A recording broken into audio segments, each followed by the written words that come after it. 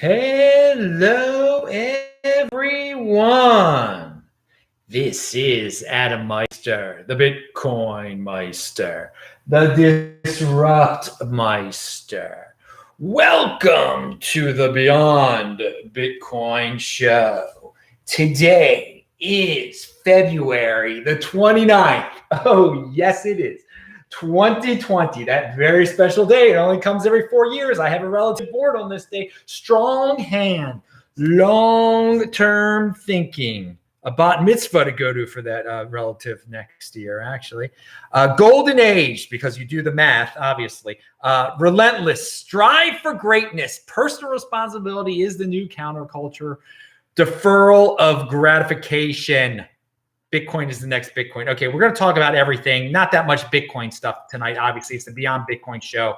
Hello, my lead friends. If you want Bitcoin information, I was able to arrange a special video to pop up today in Premiere form. I set it up the other so that it wasn't live. It was the Iowa. I spoke to a group in Iowa from here. But they saw it in Iowa. Now you get to see it. It was a special link to below. If you want to see me talk to a group from far away, it's linked and it's all Bitcoin. It was it happened on Thursday, but if you saw it earlier today, this week in Bitcoin was great on Friday.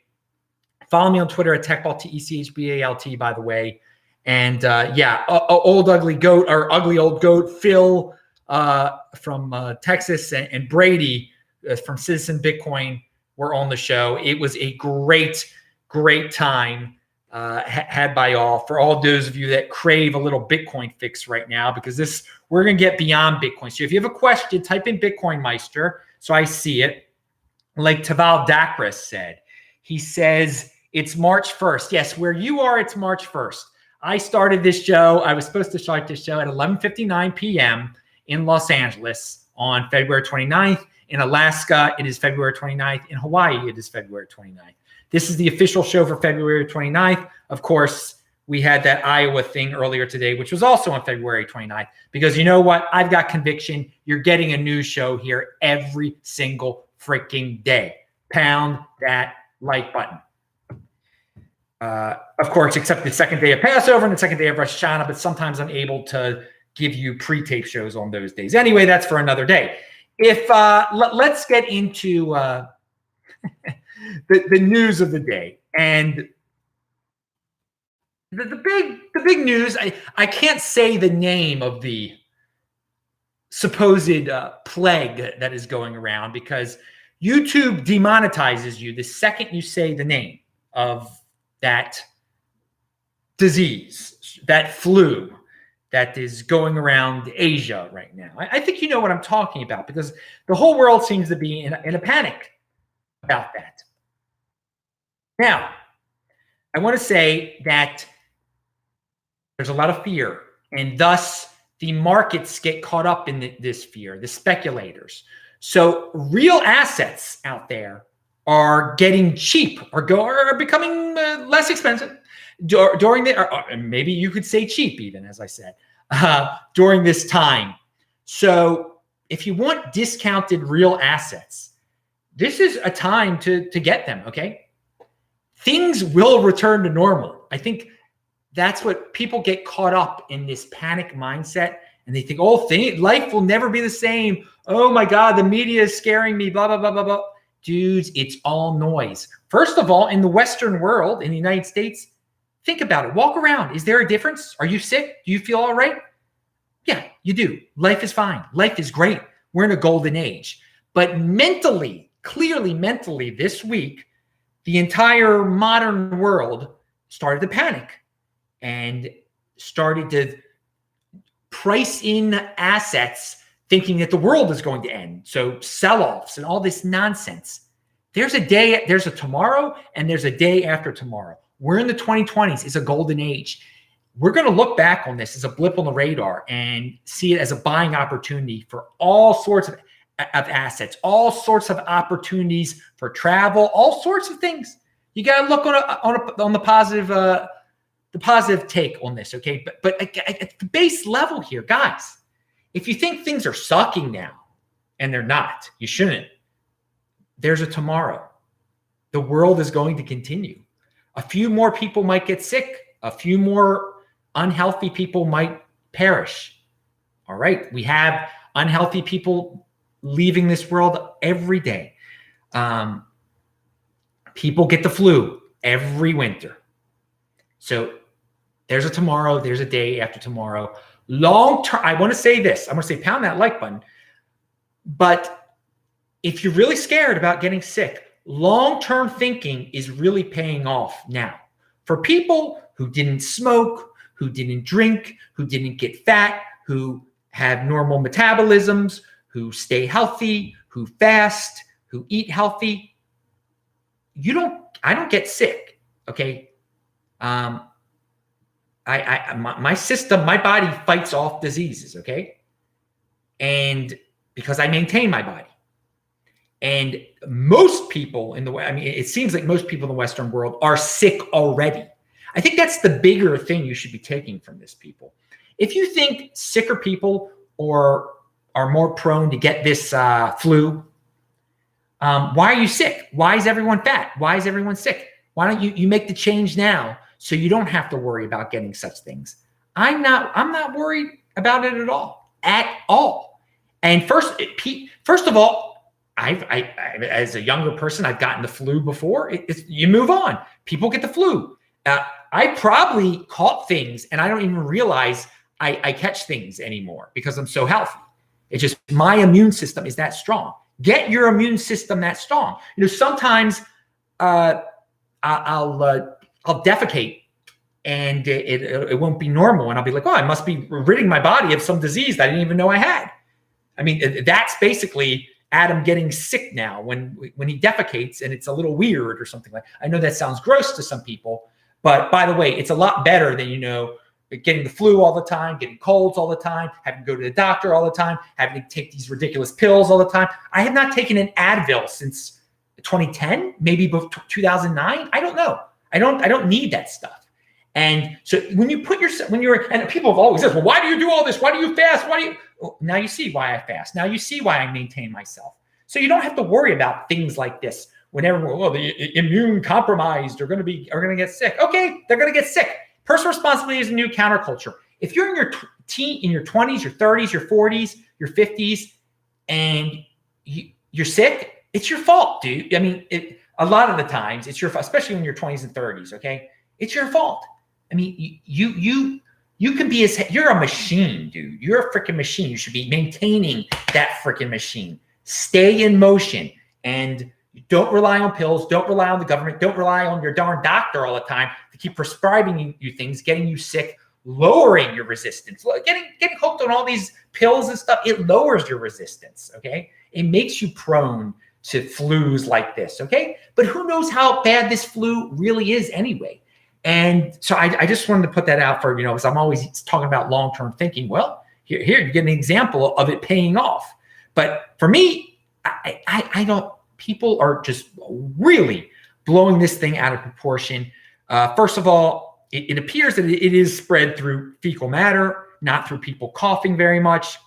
Hardly anyone is talking about that. If you live in a first world nation where people wash their hands and you wash your hands, you're probably pretty much okay. I mean, were you going to get a flu anyway because you just don't maintain yourself properly? Maybe. So you're going to get a new flu now? Maybe. I mean, should you not go to the mall anymore? Should you lock yourself in your house anymore if you're in your 30s or 40s? I mean, it's ridiculous. The kids shouldn't go to school anymore. You shouldn't go see the baseball game anymore. I mean, it's crazy. It's complete. The world hasn't changed. I've been walking around outside. I run every day. My whole pattern, my whole life hasn't changed at all. So that's my take on it. If you're in the USA, that's where I have been the last. I haven't been out of. When was the last time I was out of when I was in Australia, which is just like the USA. But I see nothing. Nothing has changed. Nothing is. Everyone's doing what they're doing, and don't panic. Just the panic leads to these financial discrepancies out there. And yes, if a lot of people get sick in China because they don't wash their hands after they go to the bathroom, yeah, there could be supply chain disruptions. And thus some companies won't make as much money and some companies' values will go down. But guess what? They'll find ways around it. The companies will recover. If not most, if not all of them, everything will get back to normal. Mostly right now, everything is normal, okay? So in terms of the financial markets, no, things are not normal right now because people are overreacting. And that's just how the pendulum is moving back and forth right now. But it'll go to the other side eventually too. Back to the golden age. We're in the golden age. Calm down, everyone. So one thing positive I get out of this is that in Asia, where they're all super paranoid about this, people are working from home. People are figuring out new ways to work from home. And guess what? Sometimes it's a lot cheaper for people to work from home.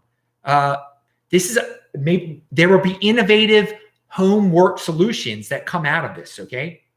That maybe other companies in parts of the world that are not affected by this are going to adopt these type of, hey, everyone gets to work from home on Fridays now. Look how efficient it was in Asia. I've always said that government workers shouldn't have to go to an office. There shouldn't be government workers, first of all. But if there are, they shouldn't have to go. Maybe they will learn from this. Maybe the United States will send all government workers home. That would be great if all federal workers don't have to work.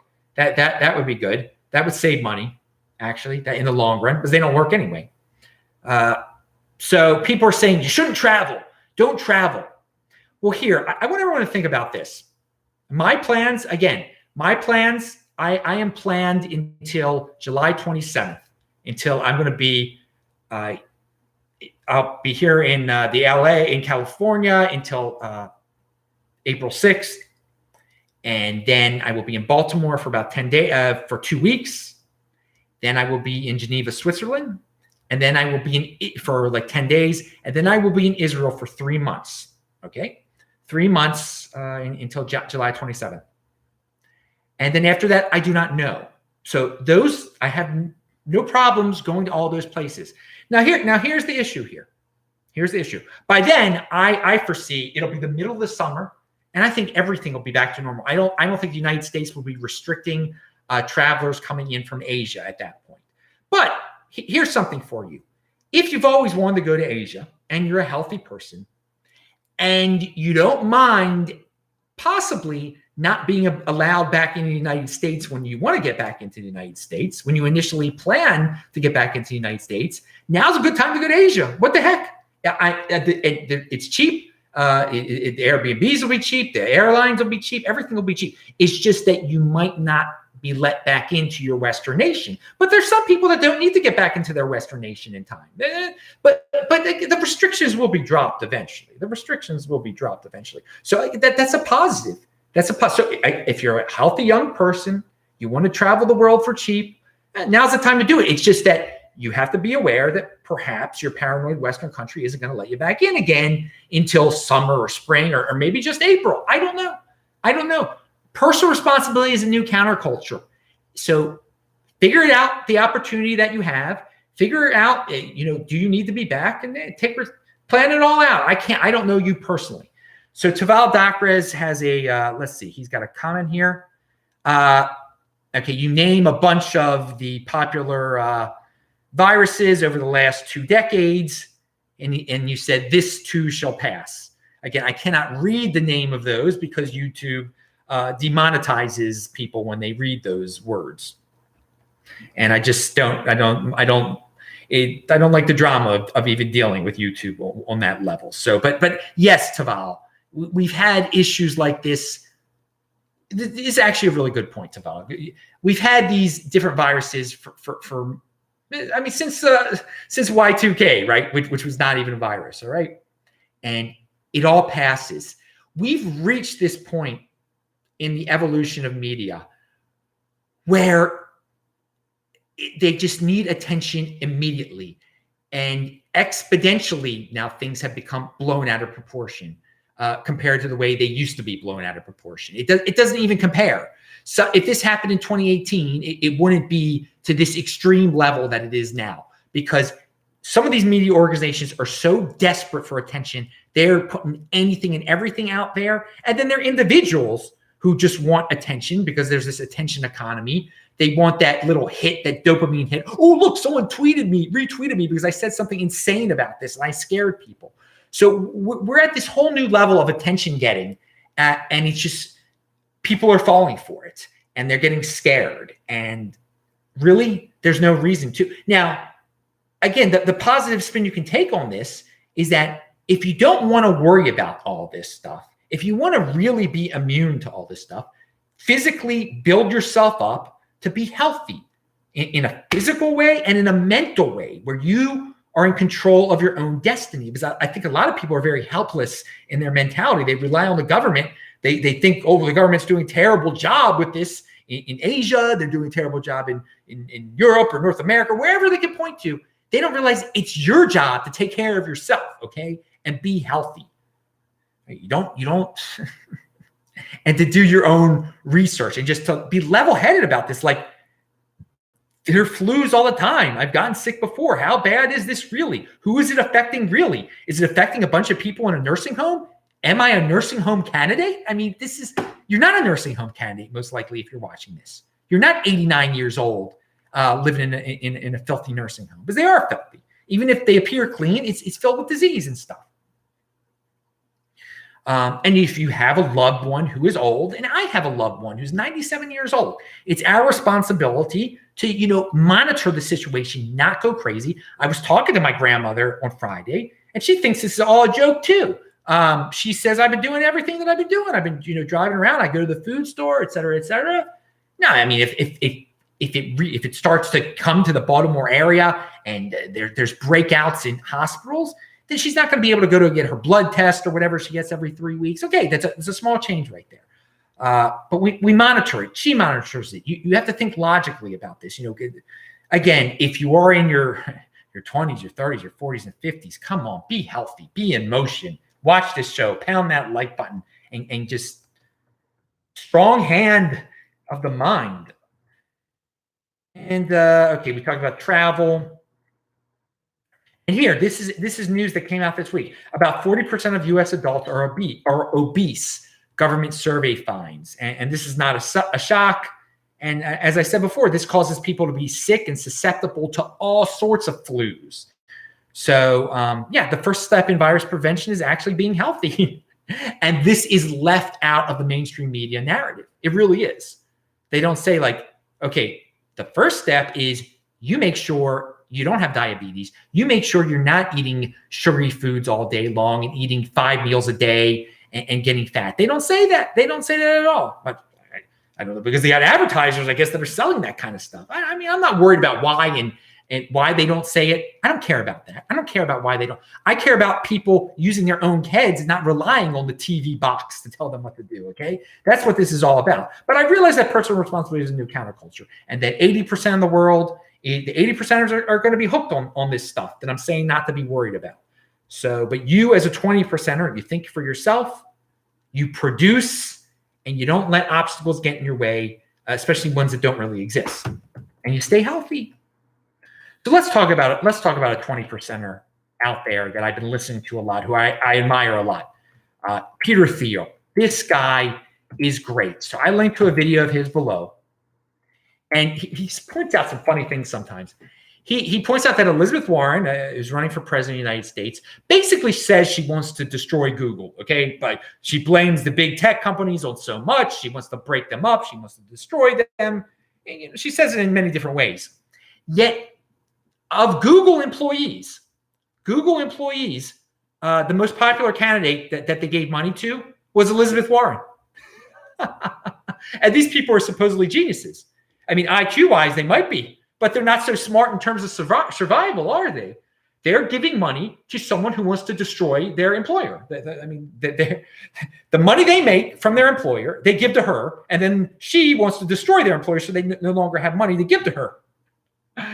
And it just shows you that even smart people are not rational most of the time. As I said, most people most of the time are not rational. Be rational. So he pointed that out in this video. It's a great video. And he talks about how, there's a whole mentality generated within the Western world. Many, the things are down for the future. So many people are not looking forward to the future, and don't think productivity is cool anymore. Want to rely on the government. And he talks about various scenarios for the future. Some are not. Most are pretty grim. But he says that in places like the United States, economic growth is still admired. People still want to be successful. And the person conducting this interview at the 26-minute and 30-second mark, you got to go to it. He tries to say that the United States and England are at the forefront of places where people are still confident in the national dream of success, okay? That success is a good thing. And Peter Thiel says, well, maybe not England. He says, I would say the United States, then Israel. And the moderator the interviewer is just, he's shocked. He's shocked. Israel, oh, Israel. It's a good point. I mean, I saw it in Israel too. There are a lot of socialists in Israel, true, and communists in Israel. 5% of the Israelis are probably communists or something like that. And, but still, of the group that's normal thinking there, there's definitely a culture of success. And it's amazing that Peter Thiel even knows about this. I mean, this is how smart of a man he is. So, and of course, living in the United States, we see that it's very popular to blame and to be a victim, very much so. I mean, Bernie Sanders could become president of the United States. People are speaking that way. But still, there's a huge chunk of people in the United States, whether it be 20%, that's always a good number, that really admire success and are innovating. And the same thing is going on in Israel. And then he said maybe England is next, and then Europe is below England in terms of people wanting success and not relying on the government. But it's a great video, and I got a big smile on my face for that part. And I actually found that somebody else tweeted that part out, noticed the same thing I did. And he says, one thing that I like that he says is that ideas have been held back so long for the last, I don't know, because of political correctness for the last 50 years, 40 years, I don't know. And the Overton window has been closed so much. Like, what is acceptable to talk about has been shrinking, that people cannot bring up other ideas, which is really unfortunate. But it's just all of these ideas that people cannot speak have been building up, and they're about to explode. And I agree. I think they're seeping out now. And if you're in that Bitcoin overlay like I am, you can talk about these ideas. And people have tried to talk about these ideas on YouTube, but YouTube's policy is they don't let they're a private company. But the ideas are getting out there, all sorts of different ideas. It is a golden age. No shame, people. No victimhood anymore. We are in this golden age. Find out a way to be in the Bitcoin overlay where you, like me, can say whatever the heck I want to say. All right. Now, there are people out there that are so anti being in motion, that are so used to just working their government job, their corporate job, their working at Target or Walmart job, whatever they do. And they see someone out there on the internet trying to be creative, trying to make money, okay, trying to be productive. And they say, oh, you're a scammer, you're this, you're that. They actually put down people who are trying to be productive in new ways, okay? Innovative new ways on the internet. And you've seen it before. You've heard it before. So they're basically saying, why are you trying to be productive and creative? Why are you trying to create your own home business? Why don't you have to go to work like I do? Why you should have to work a 9-to-5 job? I should bring you down to my level. You should be a worker drone like me. Why are you trying to sell your services? There are people, you see this on YouTube all the time. People are selling consulting services, whether it be for Bitcoin or for other stuff. And people immediately rip on them and say, oh, that's too expensive. Well, why don't you start your own consulting business, and then you can determine what's too expensive. Compete, don't complain. If you think that person is charging, it's too expensive, you make up your own business, but they're not going to do that. They're just ripping a person down to their level. They don't like that someone is innovating. They don't like that they're not the one that they're the one that's not innovating. So they're going to bring them down and try to make them work their Walmart job with them. And there's nothing wrong. If you work at Walmart, I find nothing wrong with that at all. Okay, you do what you're going to do. But if you're trying to say someone's doing wrong by charging a certain price for a service because they want to work whenever they want to work. I mean, everyone take a step back. They're basically saying, why are you being productive? Why are you trying to be productive? Why are you trying to innovate? That is such a backward victim dependence mentality. I cannot even stress that enough. But most people don't even realize it anymore. They join in and say, yeah, man, that's too expensive. What you're charging is too much.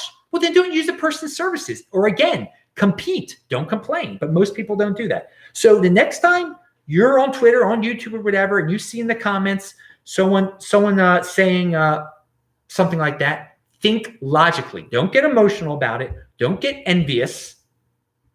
Admire the person that's being ripped on.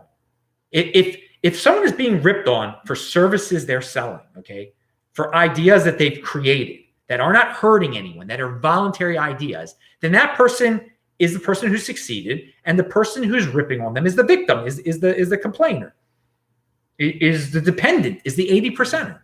Pound that like button. But again, most people react emotionally and join the 80%er side. All right? All right? Being an individual is the accomplishment here. Collectivism is the default, and that's what most people default to. Like, oh, let's all gang up on this individual. If you're and the true individual is not affected at all by that ganging up by the collective. They just keep doing what they're doing, making their money, being successful, and pounding that like button.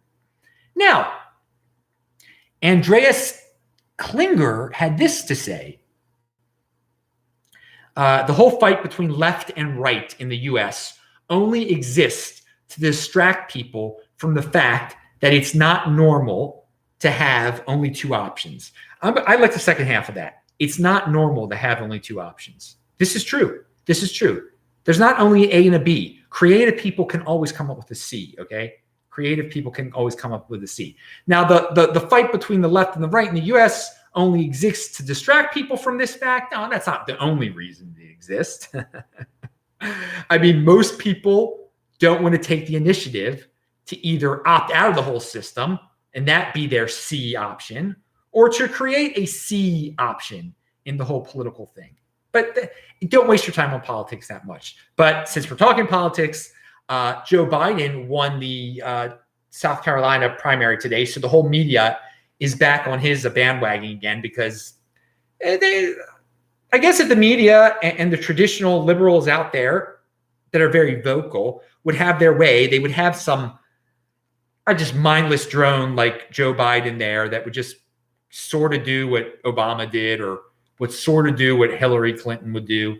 Nothing like too Bernie-ish there, but just basically socialism light. And the funny thing is like, I think these people, they think Biden's going to be able to do that for them. I mean, would you hire Biden to work at your McDonald's at this point? I mean, he really doesn't seem to be there half the time. Like, he really seems to be mentally gone. Like a dude that just should be playing golf on the golf course and just enjoying his final days. And so, President of the United States, it's pretty, for a government job, it's an important government job. I'll say that. If there are any important government jobs, that's one. And you wouldn't think a guy like Joe Biden could really handle. Now, again, he's going to have all sorts of advisors with him, of course. So it really won't be him in charge, but it's just the people who are voting for him are just betting on that. Like, yeah, he'll have a good team around him and they'll do the whole thing, I guess that's the logic behind it. But it's if anyone actually thinks this dude is competent at anything anymore, good luck to them, because he doesn't seem to be competent at anything, what he projects. I mean, he hasn't worked a real job. Well, he was vice president up until 2016, so that was a real job, I guess. Well, government jobs aren't real jobs, but he hasn't worked a government job even since twice. I mean, what's he been doing since then? So I'm not impressed by the man just because he won some election. And I'm not impressed by the voters of South Carolina if they actually thought he himself was competent. But maybe they thought, oh, he'll just have a good team. But unfortunately, I think there were a lot of people in South Carolina that were like, oh, he was friends with the first black president. So thus, yeah, he'll just be like Obama, and it'll be just like me voting for a black dude. I think there were some people who had that logic there. That's not too logical. He's not black, and he isn't Obama. Okay, so now how many people see tweets out there that they like and they retweet them, but then they don't read the entire thread? Some of these great tweets that you see retweeted, the threads, oh my God, you can learn so much from them. Now, I know not all of you have time to read the entire threads, but some of them get really long. But there's my tip of the day, my Twitter tip of the day. Take some time one day, read some of these popular Twitter tweets, and then read the threads beneath them. They are learning experiences because you get the whole range of comments. You get people just saying the most moronic things possible. But then there's some insight on them too. And there's some elaboration. And then sometimes the original tweeter will add back in. You'll get the whole conversation. It's a good conversation between 80%ers, 20%ers, and who knows what else gets thrown in there. So a link to below is a video by the great Yaron Brook. He rips on a guy who says billionaires shouldn't exist. I agree with Yaron like 100% on this video that billionaires should exist. Who gives anyone the right to be the philosopher king to make the rules saying, no, you can't be a billionaire anymore? And that same philosopher king can say, you know, Adam Meister and Yaron Brook shouldn't exist because of their religion. I mean, it's the same thing. So go to Yaron Brook's video, linked to below, if you want to hear some great logic ripping on the dudes that say billionaires shouldn't exist. Another person I've mentioned on the show before is Isaac Arthur, who is a genius who makes sci-fi related, science related, space related videos. They're not sci-fi, they're space information related videos, futurism videos even. And he's got one out there that's called a climate change mitigation, near-term solutions. So before any of you go, oh, he believes in global warming, blah, blah, blah. This video is about how innovation, if you think there's climate change, there are all sorts of innovations that are out there that can be incredibly profitable and make this golden age progress. So there's nothing to worry about. There's nothing to worry about when it comes to climate change if you believe in innovation. And he spells it all out there. He gives real examples that could easily be, well, not easily, but with conviction, could be created that would cancel out climate change and make all sorts of new industries. It's just amazing. What a positive spin on life. What a positive take. What a golden age we're entering in. And I'm so happy that even though YouTube has restrictions, that you can watch videos like Isaac Arthur's that expand your mind and can stop arguments. If people are arguing back and forth about climate change, send them this guy's video. All right, and it's linked to below. Now, going back to the virus that we were talking about at the beginning, I've mentioned Carl Denninger before of marketticker.org, who's wrong about Bitcoin, but he can be right about a lot of things. He's right about how to eat healthy. He himself, now in his 50s, has lost an incredible amount of weight by eating healthy and has become healthier than he was like in his 20s, now that he's in his 50s. Early 50s. And he has he's a genius too. He actually is very smart. And sometimes he can do these like socially awkward things that turn people off. And he can use some language that's inappropriate, cursing that's oddly timed. So if you can put up with that kind of stuff, and I know it can really turn you off. Some of the things that he says, the way he says them can really turn. You know, when he does interviews on other people's channels, he's like perfect, okay? But when he's doing his own channel, these videos, he can just get off on these weird oddities. And he thinks that another thing is because he's so smart, he doesn't grasp the fact that everyone else cannot understand things at a high level like he can. He does it. He really thinks that everyone in Congress, he thinks this, can understand high-level concepts of inflation and monetary policy. And he says they know and this is why they're making the mistakes that they are, is because they know the truth, but they're doing evil. He doesn't understand that most of them don't understand mathematics at all. They don't know 2 + 2 is 4, okay? Because he's so smart, he's on another level. But going back to what I'm trying to get with him is these videos that he's been posting about the disease. He's been spot on. There's a little bit of, if you don't, some people might panic by watching his videos, but he's been right all along about how it's transmitted. That it's people in country where we're going to see outbreaks where people are not up to Western standards in terms of their bathroom cleanliness. How about that? That's a nice way of putting it. So yeah, in India, there might be in Iran, in India, there might be horrible outbreaks. Are you there? Most likely, if you're watching this, you're not in those countries.